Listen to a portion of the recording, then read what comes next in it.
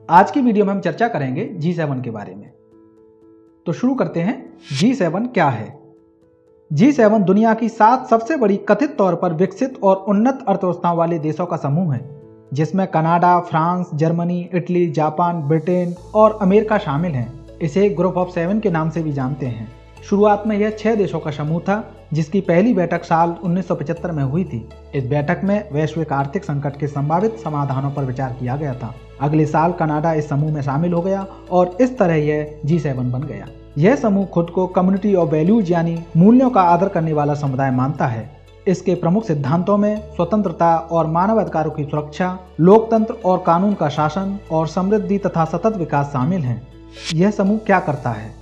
G7 देशों के मंत्री और नौकरशाह आपसी हितों के मामलों पर चर्चा करने के लिए हर साल मिलते हैं। प्रत्येक सदस्य देश बारी बारी से इस समूह की अध्यक्षता करता है और 2 दिवसीय वार्षिक शिखर सम्मेलन की मेजबानी करता है। यह प्रक्रिया एक चक्र में चलती है।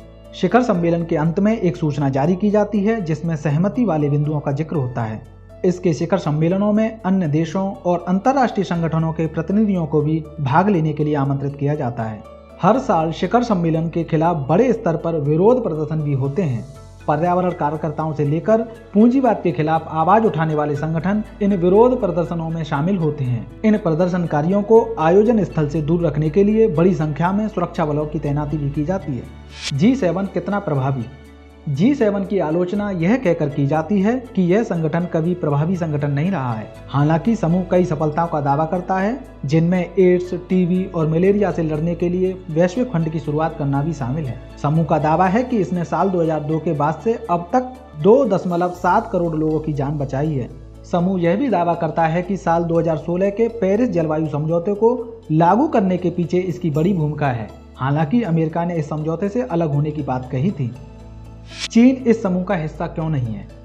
चीन दुनिया की दूसरी सबसे बड़ी अर्थव्यवस्था होने के बावजूद भी इस समूह का हिस्सा नहीं है। इसका कारण यह है कि यहाँ दुनिया की सबसे बड़ी आबादी रहती है और प्रति व्यक्ति आय G7 समूह के देशों के मुकाबले बहुत कम है। ऐसे में चीन को उन्नत या विकसित अर्थव्यवस्था नहीं माना जाता है, जिसकी वजह से यह G7 में शामिल नहीं है। हालांकि चीन G20 देशों के समूह का हिस्सा है।